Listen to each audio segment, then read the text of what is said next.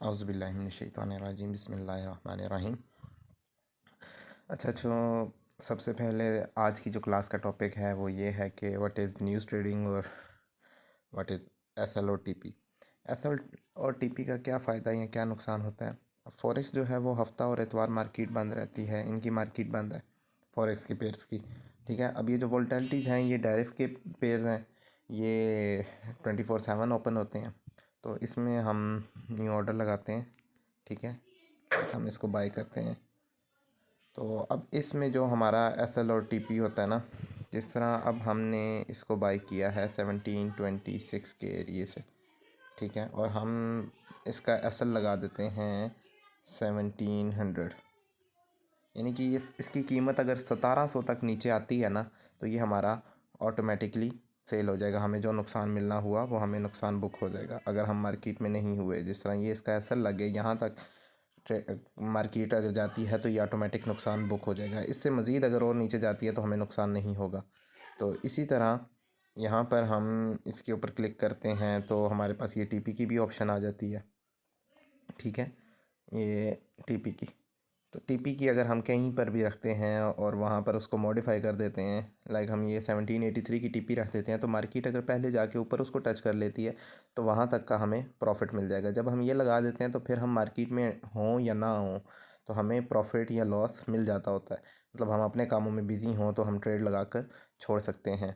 ये टीपी का मतलब होता है फुल फॉर्म टेक प्रॉफिट, और एसएल का मतलब होता है स्टॉप लॉस। स्टॉप लॉस का मतलब कि आपकी ट्रेड वहाँ पर जाके रुक जाए, इससे ज़्यादा मज़ीद लॉस ना मिले। और टेक प्रॉफिट का मतलब है कि जहाँ तक मार्केट जाए वहाँ तक का बुक हो जाए हमारा जो प्रॉफिट है।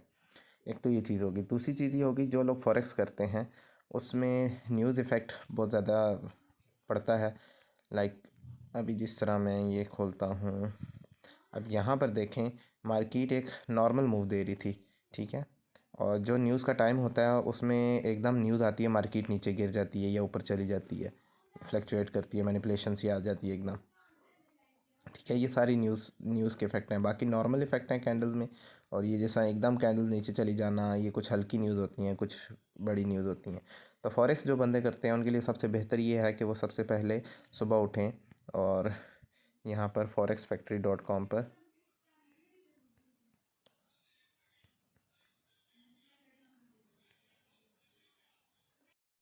अच्छा, ये न्यूज़ के इफेक्ट इस तरह पता लग जाते हैं। ये फॉरेक्स फैक्ट्री के अंदर कैलेंडर खोला है मैंने, तो ये प्रीवियस दिखा रहा है कि जिस तरह NZD की, JPY की, GBP की, CNY की न्यूज़ है, यूरो की न्यूज़ है 4 बजे, और फिर AUD की है, हाई इम्पैक्ट वाली है 5:30 पे, फिर उसके बाद 6:15 पे जो है वो हल्की फुल्की है, लोन प्राइम रेट की है, फिर CHF की है वो नॉर्मल है 12 बजे, फिर 2 बजे यूरो की है, फिर 6:30 बजे शाम के CAD कैड की है CPI।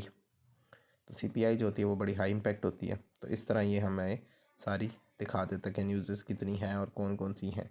ये पूरे कैलेंडर में अब शो कर रहा है कि कब कब से 18 फरवरी, 19, 20, 21, 22 हर दिन की शो कर रहा है। तो इफ़ेक्ट ये इस तरह के होते हैं। यहाँ से आप देख सकते हैं कि आज किसी की कोई न्यूज़ तो नहीं है, लिस्ट आ जाती है, ठीक है, कि आज न्यूज़ है कि नहीं, उसके साथ बाकायदा टाइम लिख के आ जाता है। जो इसमें रेड कलर की न्यूज़ होती है वो हाई इम्पैक्ट होती है, जो ऑरेंज कलर की होती है वो मीडियम इम्पैक्ट डालती है, और जो येलो है वो लो इम्पैक्ट है सिर्फ, लेकिन न्यूज़ आती है। न्यूज़ किसकी आ रही है? USD की आ रही है, तो USD ज़्यादा असर करेगा। CHF आ रही है तो CHF असर करेगा, जिन जिन पेयर में CHF होगा। इसी तरह हमारी न्यूज़ेज़ आती हैं वो फॉरेक्स फैक्ट्री से देखी जाती हैं। जो बंदे फॉरेक्स करते हैं या करना चाहते हैं उनके लिए न्यूज़ देखना बहुत ज़रूरी है। स्टार्ट से ही पता लग जाए कि न्यूज़ क्या होती है, उस वक्त पे बचा जाए, क्योंकि रियल में एकदम नए बंदे के लिए तो बिल्कुल बिल्कुल भी काबिल बर्दाश्त नहीं होती। तो उम्मीद करता हूँ आप लोगों को ये समझ आई होगी। मिलते हैं नेक्स्ट वीडियो में। अल्लाह हाफ़िज़।